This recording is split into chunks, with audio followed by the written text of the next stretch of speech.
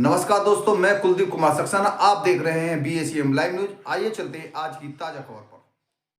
बुलंदशहर में जयंत चौधरी ने शहीद प्रतिमा का अनावरण किया। बोले, अमेरिकी किसान भारत का मुकाबला नहीं कर पाएगा। प्रद्युम्न कौशिक। बुलंदशहर 15 मिनट पहले केंद्रीय मंत्री जयंत चौधरी मंगलवार को बुलंदशहर के अगौता क्षेत्र स्थित लोहारली गांव पहुंचे। यहां उन्होंने 1962 के भारत चीन युद्ध में शहीद हुए महावीर चक्र विजेता सूबेदार रणजीत सिंह की प्रतिमा का अनावरण किया।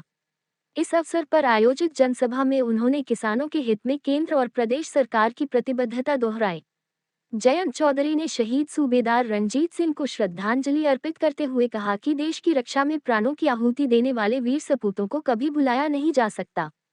उन्होंने बुलंदशहर की धरती को वीरों की धरती बताया और ऐसे शहीदों पर पूरे देश को गर्व होने की बात कही। उन्होंने केंद्र और प्रदेश सरकार की नीतियों पर प्रकाश डालते हुए कहा कि दोनों सरकारें किसानों के हित में लगातार कार्य कर रही हैं। अमेरिकी ट्रेड डील पर उन्होंने दावा किया कि इससे भारत के किसानों को कोई नुकसान नहीं होगा। उन्होंने किसानों की आय बढ़ाने और उनकी समस्याओं के समाधान के लिए सरकार की प्रतिबद्धता व्यक्त की। वंदे मातरम के विरोध को लेकर दिए गए बयानों पर प्रतिक्रिया देते हुए जयंत चौधरी ने कहा कि सभी को वंदे मातरम का सम्मान करना चाहिए, क्योंकि ये देशभक्ति की भावना से जुड़ा विषय है। उन्होंने जोर दिया कि देश के प्रतीकों और राष्ट्रीय भावनाओं का सम्मान करना हर नागरिक का दायित्व है। एप्स्टीन फाइल्स में मंत्रियों के नाम आने के सवाल पर उन्होंने कहा कि किसी एक के आरोप न मानने से कोई व्यक्ति आरोपी नहीं हो जाता।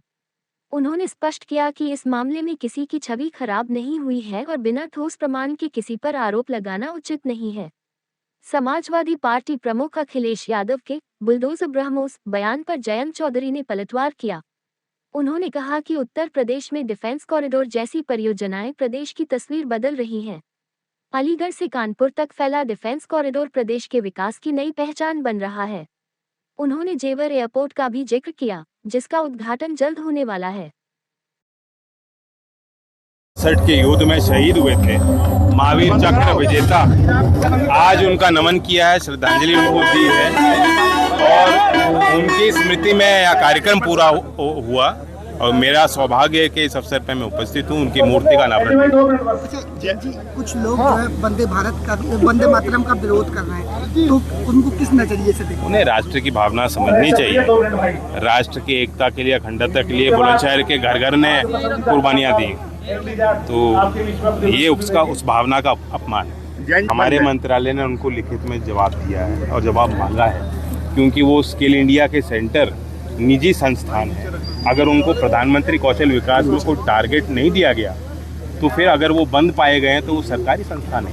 तो इसलिए वो खबर की रिपोर्टिंग कुछ गलत थी और जो स्पष्टीकरण कोई खबर बनाता है तो स्पष्टीकरण भी मांगा जाता है। मंत्रालय से विधिवत उन्होंने वो नहीं मांगा। जैन जी, पंचायत चुनाव को लेकर क्या नजरिया रहेगा? भाजपा से आपका गठबंधन है, अभी चुनाव हो जाने दीजिए, घोषित अभी डिक्लेयर हो जाने दीजिए। हमने एक कमेटी बनाई है और वो कमेटी ने दौरा भी किया है, हमारे लोगों का मन भी लिया है और संगठन को दुरुस्त करने के लिए लगातार वो कार्य कर रहे हैं। केंद्रीय मंत्रिमंडल के नाम मंत्रियों के एप्स्टीन फाइल में आ रहे हैं, मतलब पूरी भारत सरकार की छवि खराब हो रही है। एकमात्र नाम आने से छवि नहीं खराब होगी। क्या संदर्भ है और किस विषय पे उनका नाम आया है? किसी ने कुछ लिख दिया क्या? किसी भी क्राइम में वो शामिल है? नहीं है। तो ये अटकलें लगाई जा रही हैं और विपक्ष का काम होता है, वो अपना काम कर रही है विपक्ष। मैं उस पर ज़्यादा और कोई टिप्पणी नहीं देना। अच्छा जैन जी, अखिलेश जी कह रहे हैं कि पहले बुलडोजर चल रहा था, अब ब्रह्मोस चलेगा, उसको लेके क्या है? बहुत अच्छा है। डिफेंस कॉरिडोर के हम बगल में हैं और ये डिफेंस कॉरिडोर अलीगढ़ से शुरू होता है, कानपुर तक जाता है। नया निवेश हो रहा है। जेवर में आपको पता है एयरपोर्ट का उद्घाटन होने जा रहा है, साथ RRTS का उद्घाटन होने जा रहा है जो मेरठ की कनेक्टिविटी दिल्ली से, और साथ ही semiconductor industry, data center industry, जो कभी हमने कल्पना नहीं की थी कि यूपी में भी ये चीज़ें होंगी, आज उनका निर्माण होने जा रहा है। 3700 करोड़ का HCL